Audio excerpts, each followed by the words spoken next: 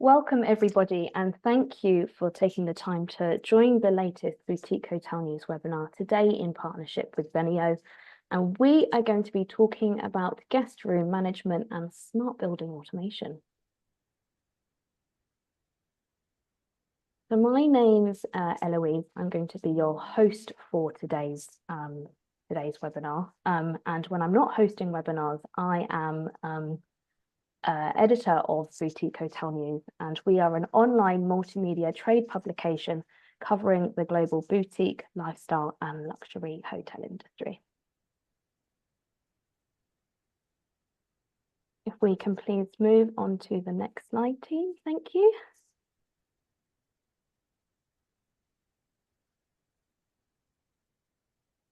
Looks like we are running into some issues with our presentation, so I'm going to do my best to go off my memory as to how our webinars run. So as I mentioned, today's webinar is being held in partnership with Zennio, and Zennio provides automation solutions for hotels, commercial and residential.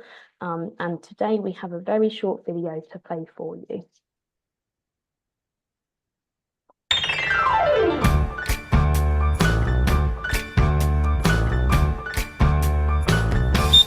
Thinking about the last time that I saw you with your head in the clouds, stepping over rainbows, playing pinball with the stars.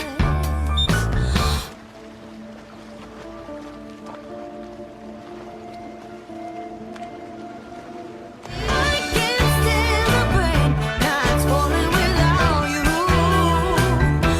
There's no one to run to.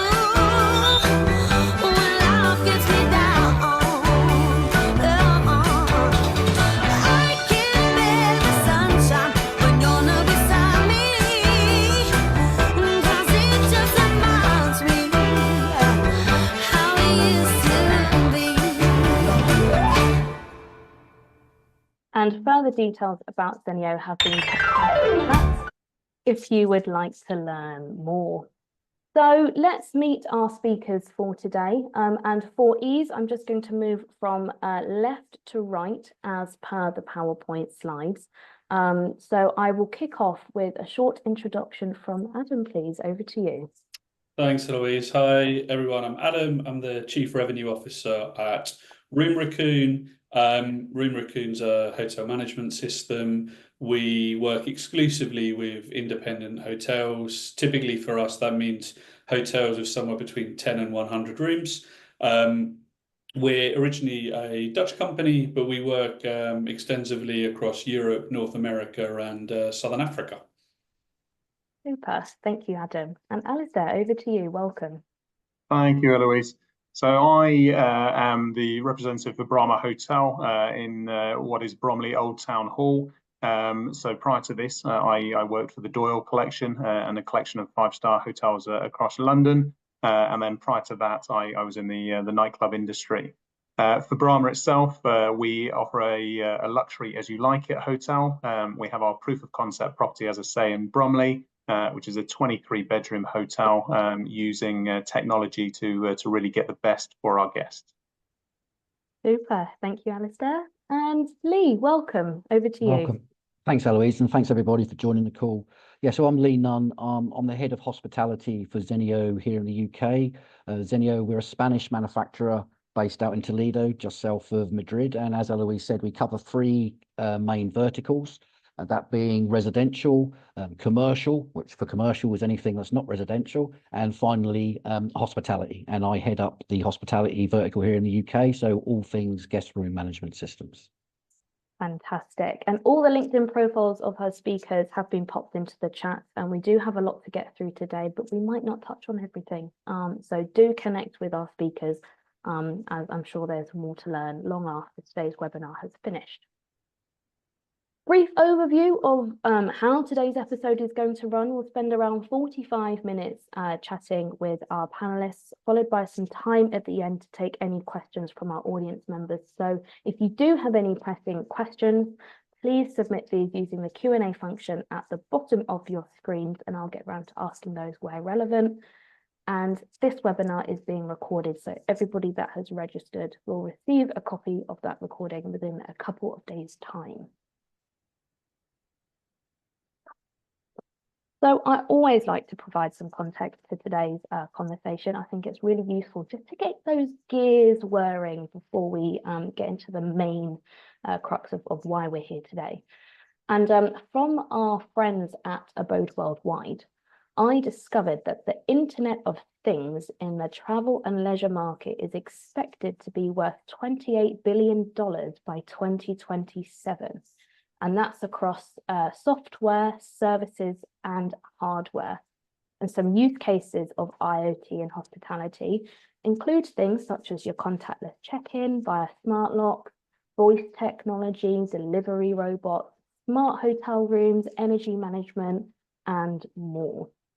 The second article on your screens explores the challenges of training staff members on new tech, especially when it comes to seasonal work and supporting older members of the team.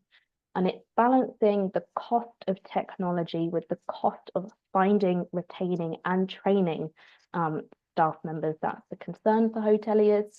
And hotel owners may also need to look at introducing a technology expenditure budget if the speed of adoption is going to accelerate.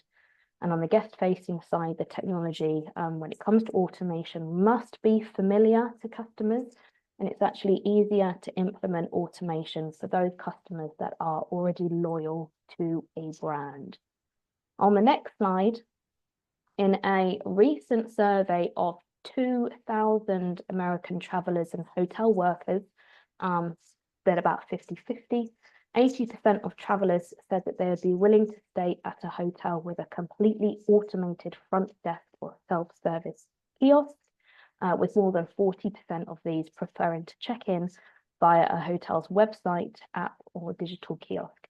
And what's important to today's conversation is that travelers also stated that a perfect hotel stay should include in-room smart home devices, keyless room entry, mobile room entry, and digital ordering.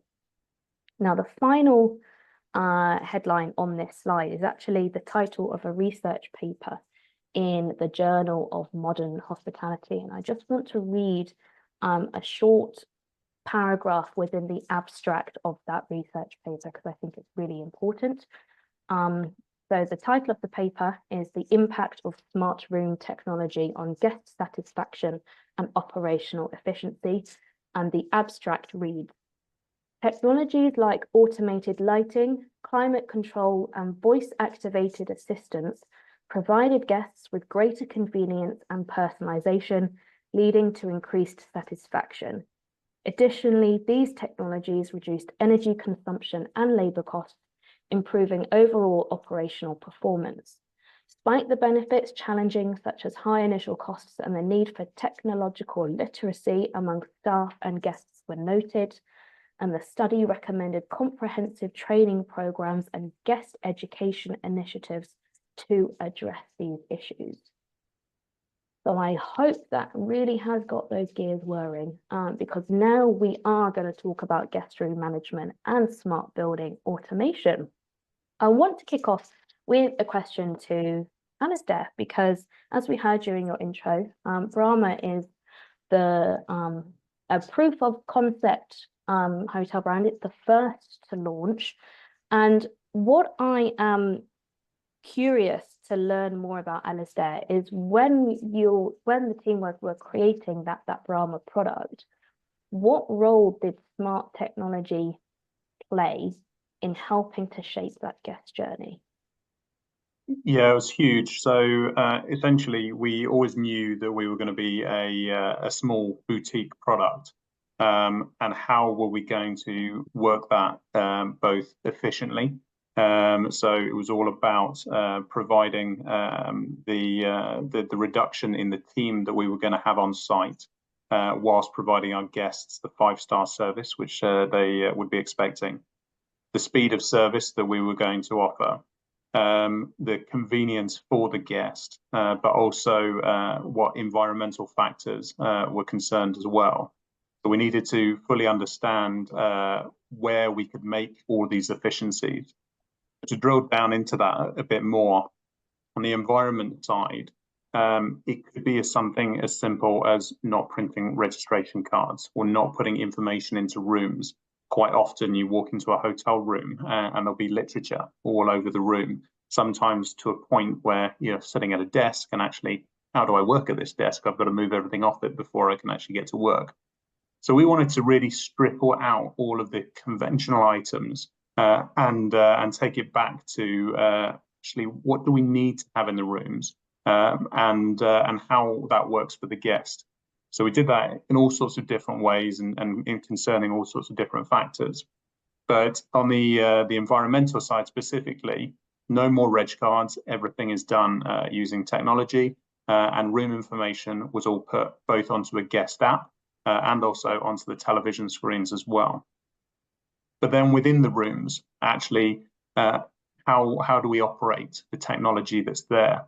So the airflow, the heating, does it need to be on all the time? How do we then modulate that? So building in those controls to ensure that it's necessary and working when the guest requires, but actually if the room is empty, like the room is for much of a stay over, it's empty most of the day, then the systems turn off and then they turn back on as the guest requires.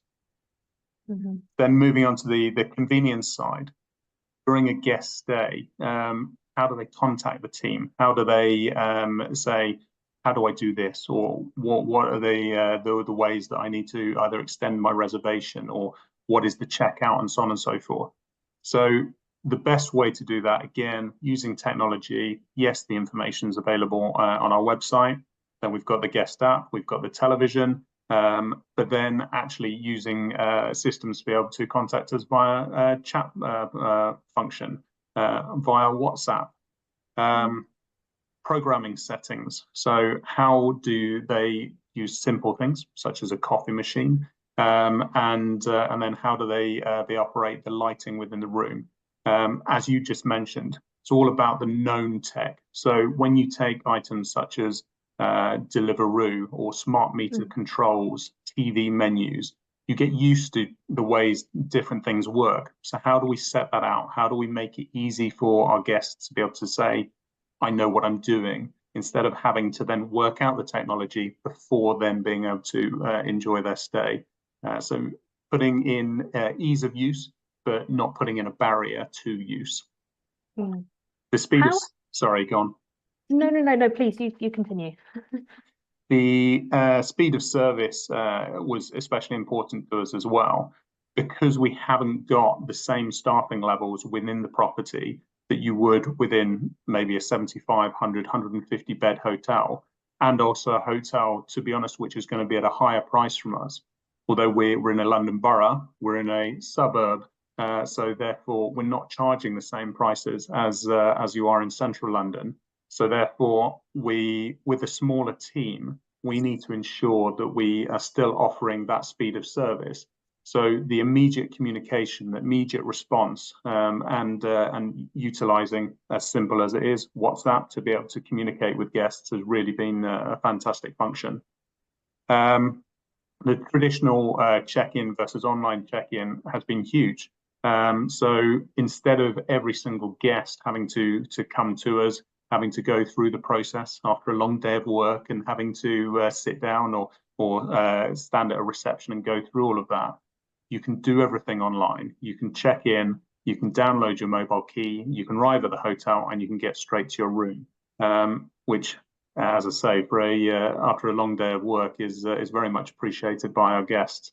And then the as I say, direct messaging, chatbot, integrated WhatsApp, all of these items pulled together mean that having a reduced team actually doesn't pay a negative impact on this guest stay. It's actually a positive impact, getting an immediate response quite often to a simple problem, whether it be what time do I need to check out, or can I have an ironing board to my room, or something to that nature.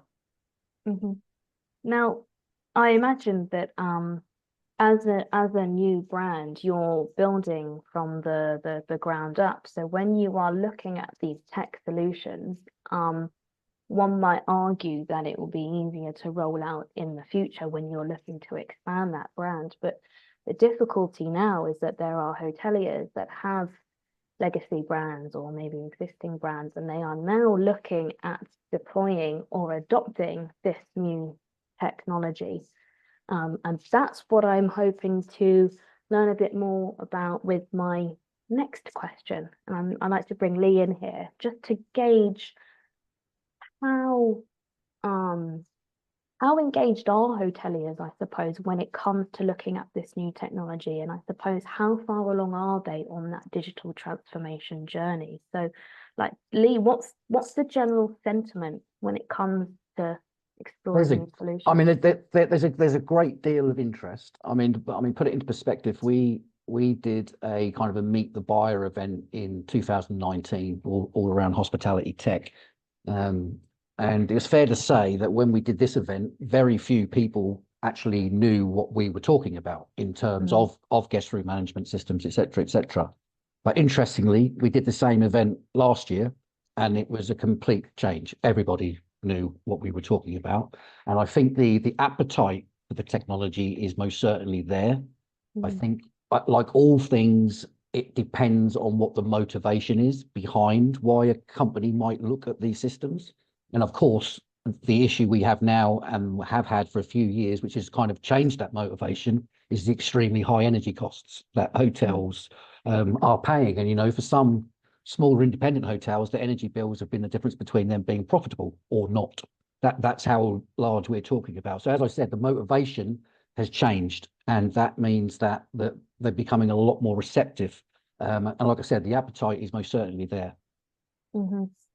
And what can you you mentioned during your intro that Zennio is not just within the hotel and hospitality landscape, but also the commercial and the residential side. And I'm curious to learn what can hoteliers learn from these sectors? I mean, how far are we in comparison along that digital transformation journey? They'd be pretty much the same. I mean, certainly in the UK, I can only sort of talk from a UK perspective in terms of commercial buildings. We're actually quite a few years behind the rest of Europe, for example. And some of that is because of what it's the regulations. For example, in some countries, it's actually regulation that automation must go into to buildings. We're not quite there in the UK at the moment, but that is most certainly coming with new building regulations, which will start to define the type of benchmarks that hotels should be running energy-wise on a per room per day basis. So would you say that it's moving from a want to a need? Yes, I would say so. Yes, I think it is, and because the energy costs, they're not coming down. This is the new normal, unfortunately. Okay. And of course, there's two or three problems. There's the energy savings that a GRMS will introduce. There's also the enhanced guest experience as well. And, you know, the sort of things that Alistair was talking about, more automated check-in processes, et cetera, et cetera. So it's not just the energy savings, it's the streamlining of other core hotel functions like housekeeping, for example, and maintenance. Thanks, Lee. Alistair, I just want to come back to you for a moment here, because we talked about, you know, creating a new brand from scratch and how you've been exploring all these tech solutions, but you look at the infrastructure of the building that you're in, and you're in an old town hall and a historical building. You're marrying the old with the new. So with that in mind, I'd like to know what were the challenges when it came to integrating all of this new contactless technology and automated solutions into the infrastructure of the town hall, and what would you do differently if you had that hindsight? Certainly, the building itself is old, whereas we're quite fortunate in the sense that the hotel aspect was, in a sense, a new build because it was built on top of the old listed building. However, to get some of the facilities running from the old side of the building to the new side of the building had to pass through a listed building. So how do we do that, and how do we go about making sure that we integrate all of the technology that actually we want to? Well, the answer, to be fair, after spending millions and millions, this being a proof of concept, we've gone, actually, we haven't done everything we wanted to.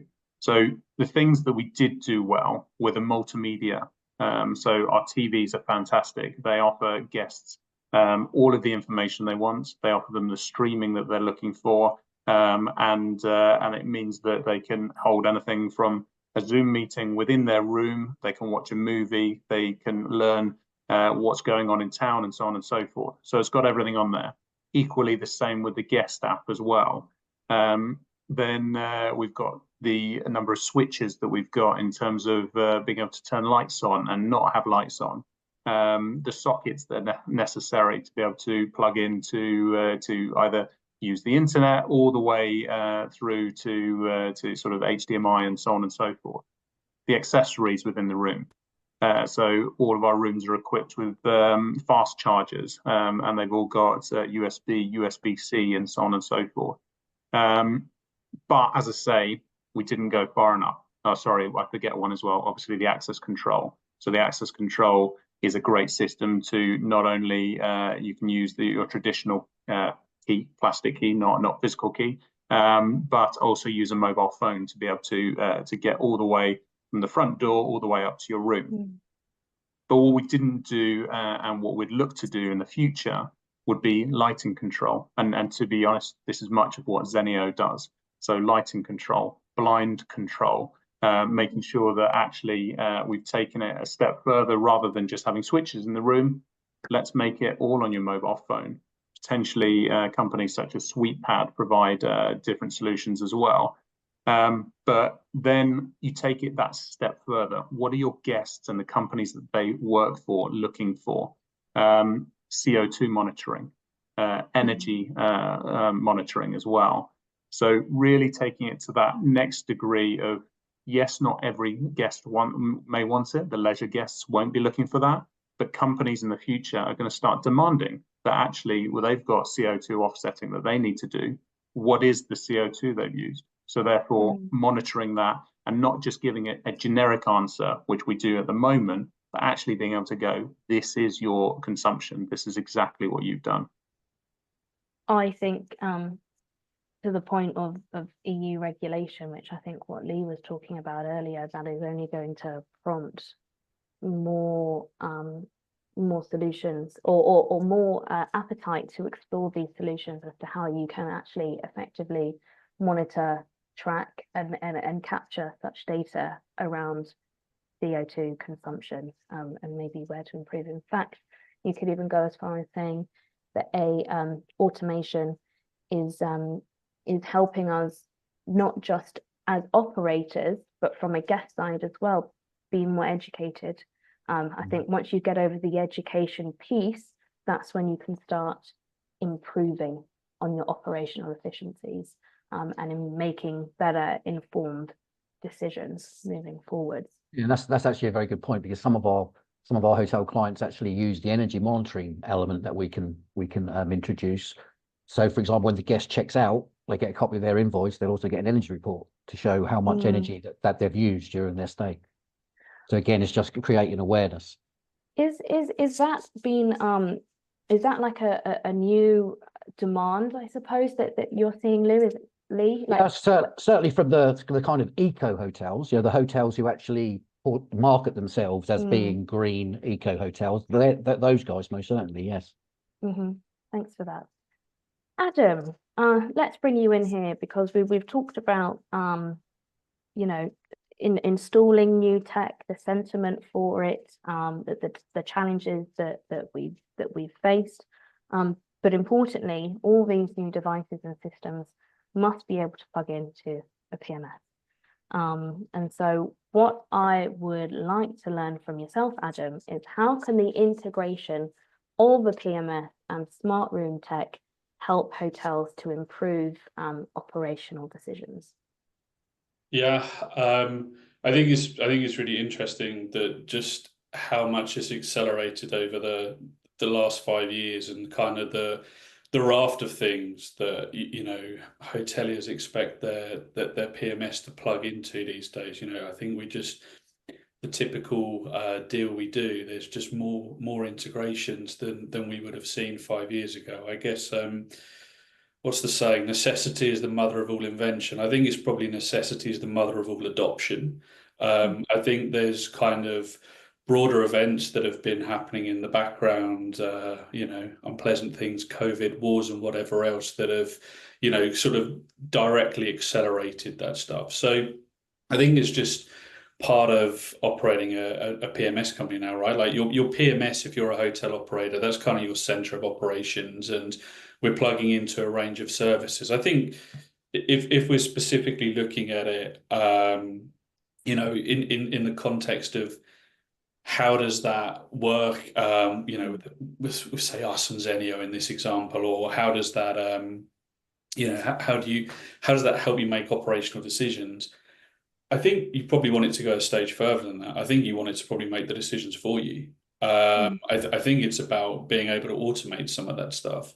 I mean, so typically for us, what we, you know, obviously what Zennio relies on from us is they need to know when people are in the rooms. You know, have we sold a room? Is a room empty? Has a guest checked in? Has a guest checked out? That kind of operational side driven by us. And we obviously just need to communicate that information seamlessly. And I think, as Lee's already said, you know, there's part of this obviously from a hotelier side, from a cost saving exercise, but I think it's also about guest experience.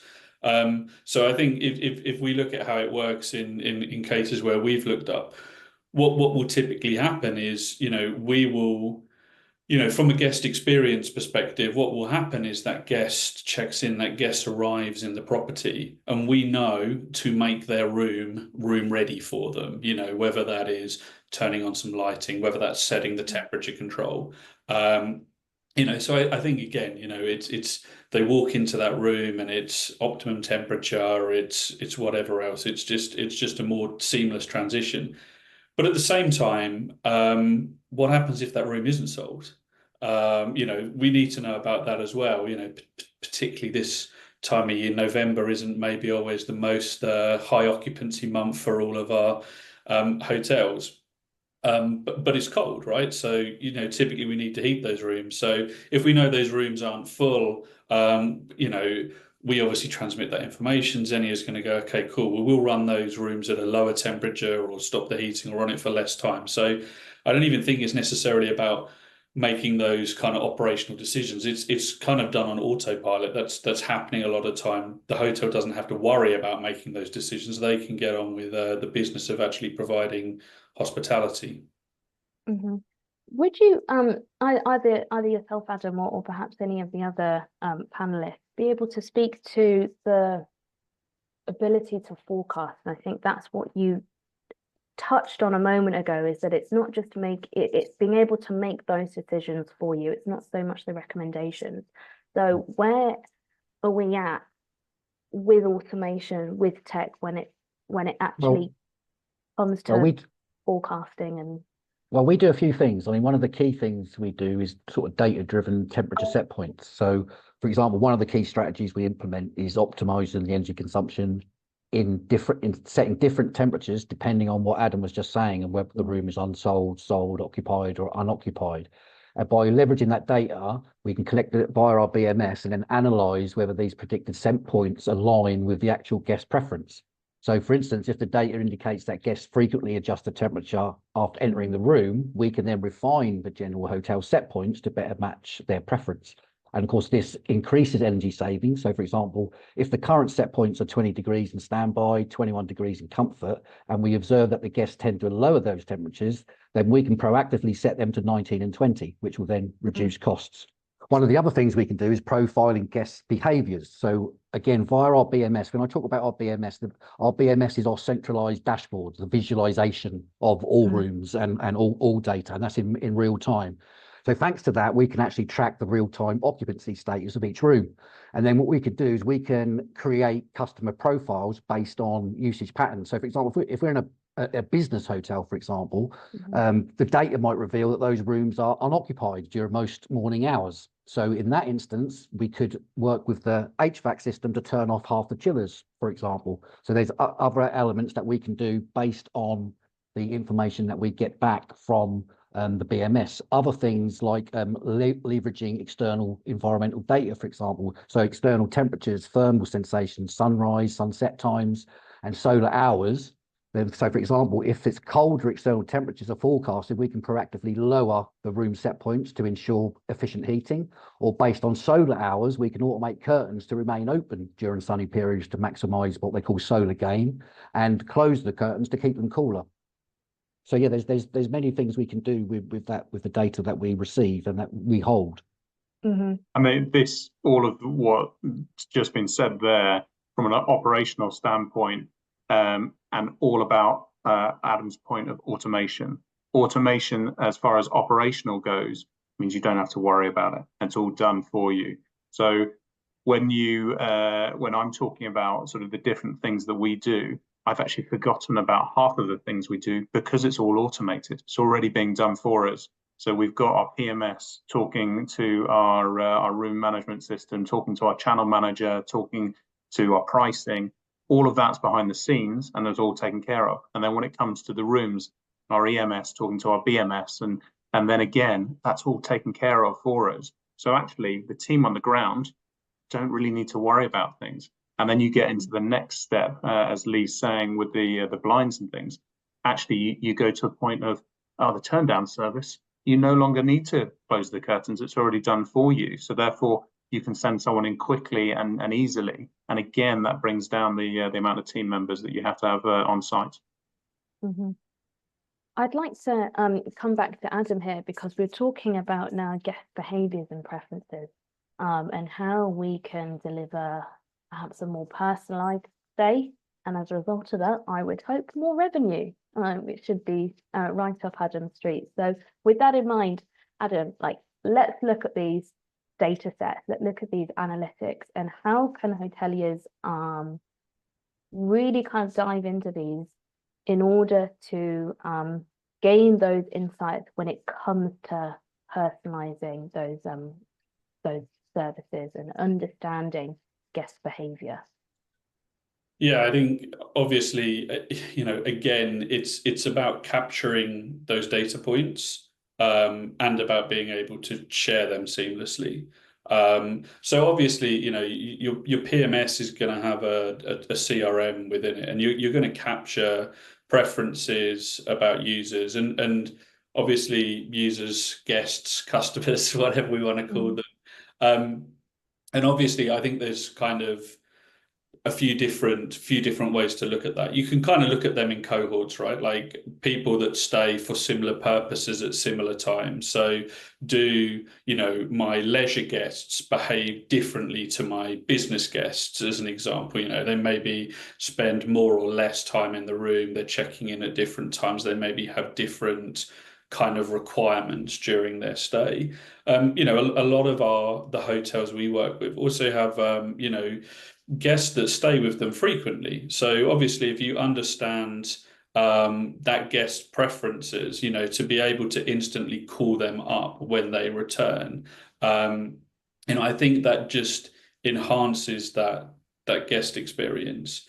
So I think, again, the PMS is kind of typically at the center of that piece, and it's about how do we capture the right data? How do we interpret that? How do we make that easy to use and to disseminate, right? Because there's just loads of data in the system, and we can just kind of data dump and go, there you go, there's a million things about a million people, do what you will with it. It's how do we kind of aggregate that data and potentially sometimes present that within the PMS, or how do we kind of programmatically send the right data to the right partners so they can kind of influence that user journey.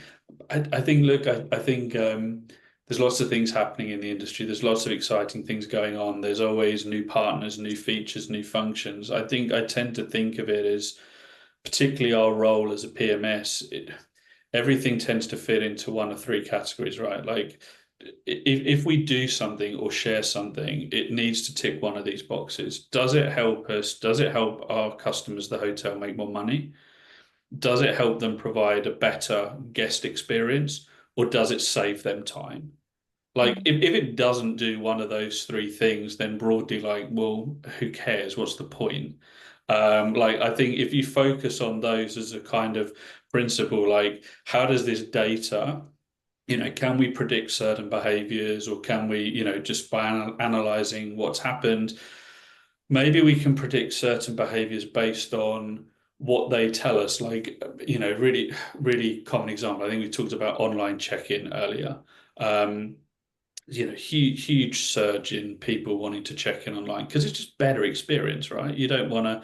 No one's idea of great hospitality is standing in a queue at a reception desk waiting to fill a form in. That's not what hospitality is, right? Like, get that stuff out of the way.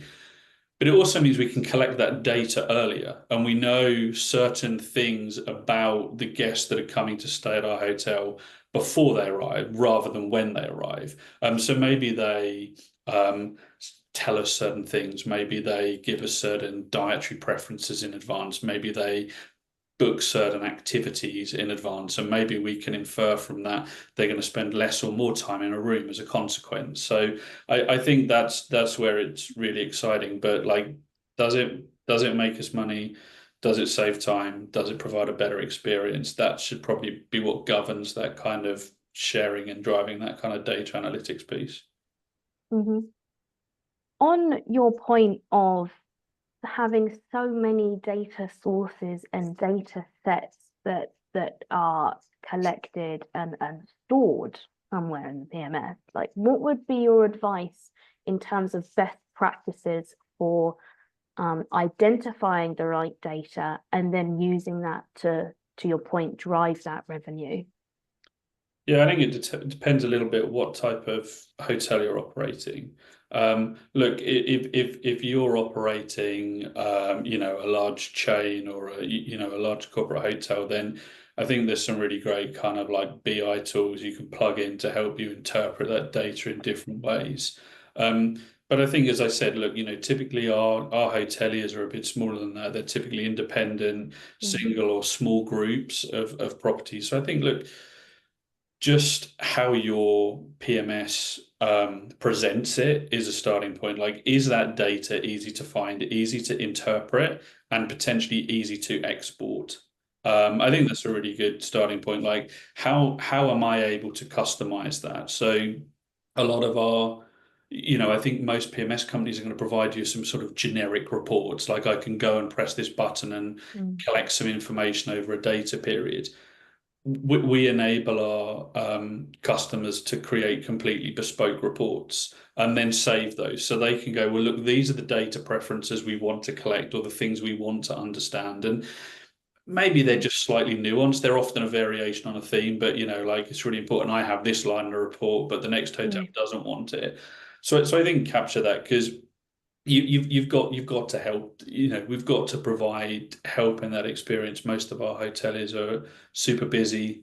Like, just disseminate the data and present it in a way that's easy to understand to help them make better decisions, whether that's pricing-based decisions, whether that's cost saving, better ways to run their hotel sustainably, whatever that is. Can you present information that helps them do it?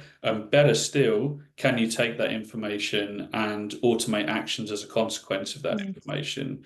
Whether that be, like we're talking about here in terms of how we provide services in a room, when do we shut the curtains, when do we turn the lights on, what temperature it is.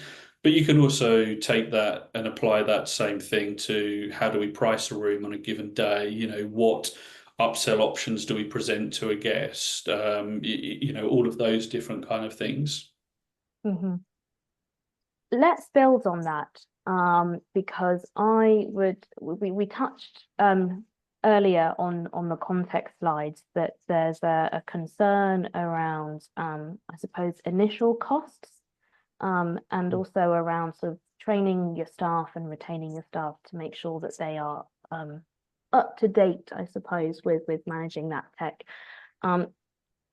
which you could also argue that if it's automated, they shouldn't have to worry about being trained on said tech.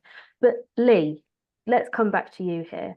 How can hotels quantify the return on investment of smart room tech? So here, I mean, specifically talking about the guest room management system and obviously the things that it controls within the room. So the number one energy zapper, if you like, is your HVAC, or your heating, cooling, and air conditioning, ventilation. We've done a recent study, and that showed clearly that between 60 and 70% of the room's consumption is the HVAC, is the heating, cooling, and ventilation. And the return on investment is actually quite a simple calculation, because obviously there's a few knowns. So if we base it on the average power consumption of a UK guest room, we're looking at about 30 kilowatts per day. The cost of that is about 25 pence per kilowatt. So you're looking at about £7.50 per day in energy costs per guest room. Obviously, across a year, that comes to about 2,800. So for the purpose of this, we're just going to push that up to 3,000. So we're going to say the annual cost for energy in a UK hotel room is in the region of £3,000 per year. If we then calculate that the kind of average sort of cost of a GRMS for the equipment wise is going to be in the kind of £1,500 area, and that is going to be all singing, all dancing. That's going to be HVAC control, lighting control, blind control, PMS integration, BMS visualization, everything. So based on £1,500 per room and £3,000 per year, the gross ROI is 12 months. It's in about the 12-month period. But then if you look at it on a net basis, so when I say net basis, I mean that if the hotel wasn't going to install a guest room management system, they would install something. So there might be a simple key card type of all on, all off type of solution. That kind of system is going to be in about the £500 region. So now the return on investment, considering the net, is around 9 months. And it's fair to say that, I mean, I've been in sales a long time. I've never really sold a system which has such a clear and tangible ROI because of the energy costs as they are at the moment. And because there's one thing looking at this from an ROI perspective and the return on that investment, but you can also flip it on its head and actually look at the cost savings in the longer term. And in terms of energy consumption. So do you have any data, Lee, showing the kinds of energy savings that hotels can achieve from this? Absolutely. So last year, we did 2 trials, one in Andorra, which obviously quite a cold environment, so lots of heating. And we did another one in the south of Spain, so the opposite, very warm environment, lots of cooling. And the one in Andorra, it was a very, very simple operation. During negotiations with the hotelier, they allowed us to leave one room just with a simple key card, kind of, the one that everybody cheats and puts their business card in. And anyway, so that was room 311 with a key card, literally next to room 312, which had a full Zennio GRMS. We measured the energy consumption of both rooms over a 12-month period. And our data clearly showed that the room with Zennio GRMS was operating at 60% less energy consumed. So that was on that trial in Andorra. The other one in southern Spain was slightly different. Here we took the entire hotel and measured the energy consumption of all the rooms. We then took the best performing room and the worst performing room and compared the results against the national benchmark. So in the EU, there's a European directive which actually gives benchmarks for each country in terms of what their energy consumption should be. And our data showed that the worst performing room was still operating at 50% less than the national benchmark, and the best performing room was operating at 70% less than the national benchmark. So it's a considerable saving. Could you talk to us about the and forgive me because there might be some hoteliers listening to this webinar when it comes to actually installing a GRMS and then in integrating that with their property management system, could you just briefly take us through a step by step, like what does the client journey look like when it comes to rolling out these types of products? You mean in terms of what they should be considering as Yes. part? Okay, so I mean, certainly first of all, what is the motivation? So that should be number one. Are we looking to increase energy savings, enhance guest experience, or a little bit of everything? Then we can look at the system, as I touched on. For us, we can almost put it into what we call the must-haves and the nice-to-haves. So the must-have is the HVAC control. That is the and then the other, the mood lighting, blinds, etc. can then all depend on the level of hotel, etc. And then we have to look at the nature of the work. Is it a new build? Is it a refurb? Because obviously there's different forms of installation. If it's a new build, no issues at all. Everybody can get their cables in, no worries. If it's a refurb, we might be looking to reduce the actual amount of work in the room. So for us at Zennio, in that instance, we have wireless versions of some of the key components that can be used in a refurb. So we do minimize the amount of work that actually has to go into the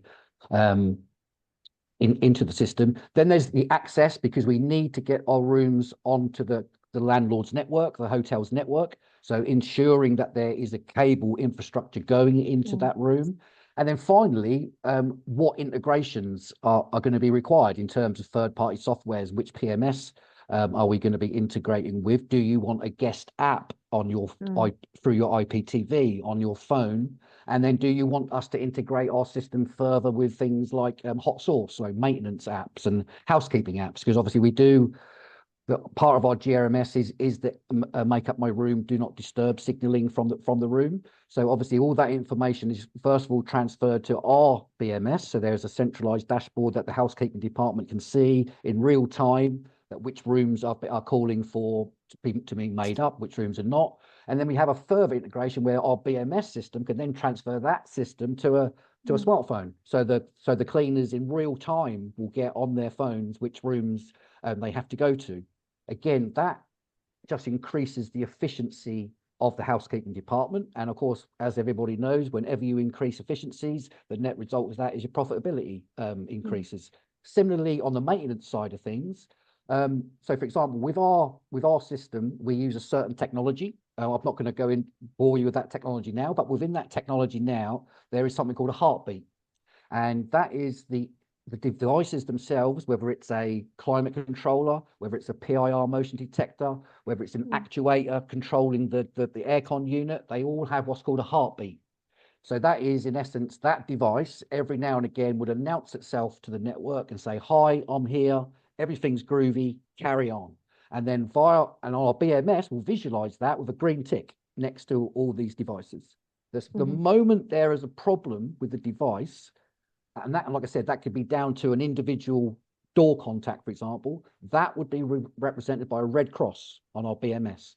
So again, and that happens in real time. And then, like I said, we could further integrate that with a third-party maintenance app. So now the maintenance chaps have in real time, so it might come through for room 311, valve, check valve. So again, doing this in real time as a preventative maintenance, we could actually get to those rooms and sort the issues even without the client even knowing. So it's those type of elements, again, which can streamline those core functions in housekeeping and maintenance. Thanks, Lee. And a quick question from the audience here. The European study that you mentioned about room standard consumption, where would one find said study? If anybody would like all that information, just drop me an email or DM me on LinkedIn, and I can send you all the data from those studies. No problem at all. Thanks, Lee. And I'll just jump in here and say all the LinkedIn profiles of our speakers are in the chat if you'd like to connect. And also, if you do have any more questions, please do submit these using the Q&A function.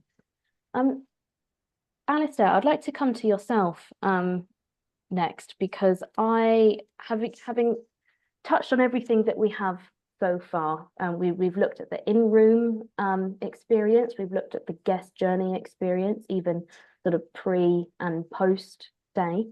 From your operator perspective, when it comes to identifying those data sources to track, what would you find the most useful, the most valuable from an operator standpoint, in order to inform that decision making and making sure that you are making the right and most accurate choices? So it would be a number of different factors, all brought together, to be honest. You want to ensure that you are offering the cleanest guest journey, but also you are obviously keeping your costs to the lowest as well. So there's not one specific item that I think I would put my finger on and go, this is the must that you have to do. But it's about going over a whole holistic view of, again, I think as Lee said, what are you trying to get out of this? What are your focuses within your property? Now, within Brahma, we're a small property. So being a small property, but part of a wider estate, we want to make sure that we are controlling our energy. That is absolutely key for us. Got PIRs, making sure that AC systems and lighting are working when they're meant to, but aren't on when they're not being used. And then from a guest journey perspective, how do we simplify that? Take away all of the grey area, to take away all of these sort of unnecessary parts, and get down to what is absolutely necessary for a guest to be able to get from reservation all the way into their room.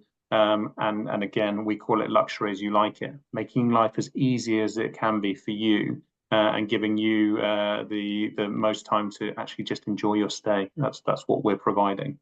And the essentials there: hot water has to be running. The room has to be clean and comfortable. Are we making sure it's cleaned on time? Are we making sure the housekeepers have got in there and done the touches that they need to do? Are we making sure that obviously it's warm and well looked after? Maintenance come in, and so on and so forth.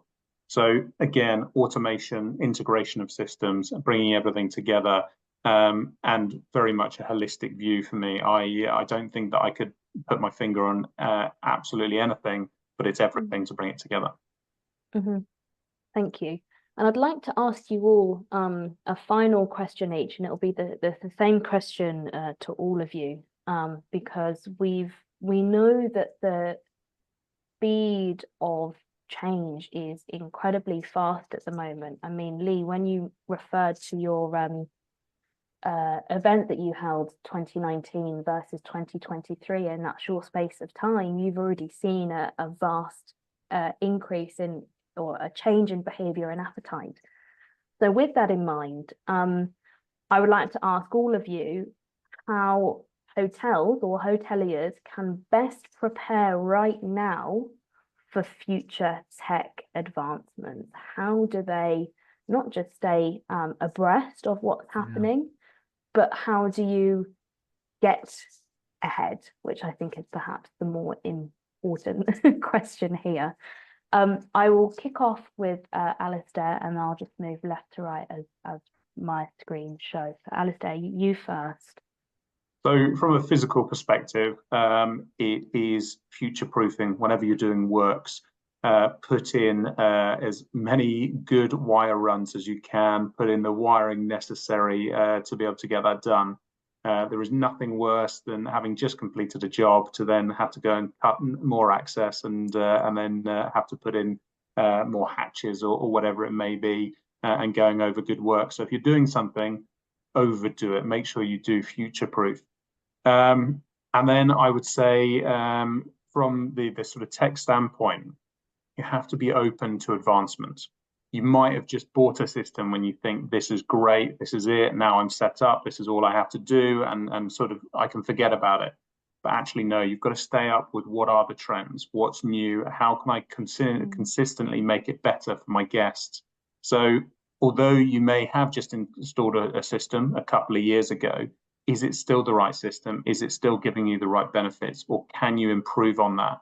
And it doesn't mean you've got to change company. I'm sure Zennio do a fantastic job, and they keep updating what the technology is. So it's just about making sure you stay abreast of those updates and are willing to relook at it and go, right, I've done this, what now? How can I improve the guest journey? How can I be more environmental? How can I save money and constantly push forwards? And quick one, Alistair, are you finding that there are concerns around guest privacy when it comes to looking at certain solutions, especially when it comes to that in-room? Yeah, certainly. I mean, there will be the people, and obviously within Europe, you've got GDPR. So it means that there is quite a strong control of the data and how you use it. But then it's about finding the technology that works for you and doesn't overstep the bounds. So, for example, if you have a facial recognition camera, for example, you recognize your guest at the front door, you welcome them to the hotel, and then that's it. You wouldn't have that tracking them around the property. So you're not taking that too far. You're ensuring the 5-star service by remembering what their wants and needs are, but you're keeping that within a level of actually, what do you remember as a human? And so therefore, if somebody has allergies, for example, great, you need to remember that sort of information. You need to be able to display that to them, but it's not important about other questions. So therefore, what is important to the guest journey? And ultimately, you've got the right to be forgotten. So therefore, if people don't want to have the data stored on them, no problem, and it's not necessary. Mm-hmm. Thanks, Alistair. Adam, let's come to you next when it comes to preparing for the future and looking at how to stay abreast and ahead. What would be your advice here? Yeah, maybe echo a few of the things Alistair said there. I think technology is going to keep moving forward. I think, look, AI is increasing. It's not going anywhere. It's increasingly going to have an influence on how we operate businesses, including that in the hospitality space. I think part of the process is making sure you pick the right partners in the first place, if you can. If you're going to go and buy a PMS, I'm not going to do a sales pitch for Room Raccoon here, but I think whatever PMS you go and buy, there's a few questions I would ask. I would ask to see their change log for the last 12 months. Like what features have you built and deployed in the last 12 months? Show me that your pace of change is going to be, you're going to be someone I want to partner with for the long haul. That I think the UK market's quite fragmented in terms of providers. I think we'll see that narrow over the coming years. But yeah, I'd just make sure that the partners you get into business with are going to be partners for the long term. I think we'll see. Look, I think technology changes a lot and it grows, but that's got to be complementary to delivering hospitality. And I don't think the broad principles of how we deliver hospitality have changed all that much, right? Like it's still about great service, great experiences. I think it's about how technology can complement that. I think what you will start to see is I think you will start to see the rise of AI, but that doesn't mean that we're going to get rid of everybody that works in hotels. I think it's about how those things work hand in hand. I think what you'll see is about how that can schedule smarter things, like how we do our housekeeping, how we do our price setting, how we communicate, in particular with guests in our property. I think we're quite good as an industry at communicating with guests before they arrive with us.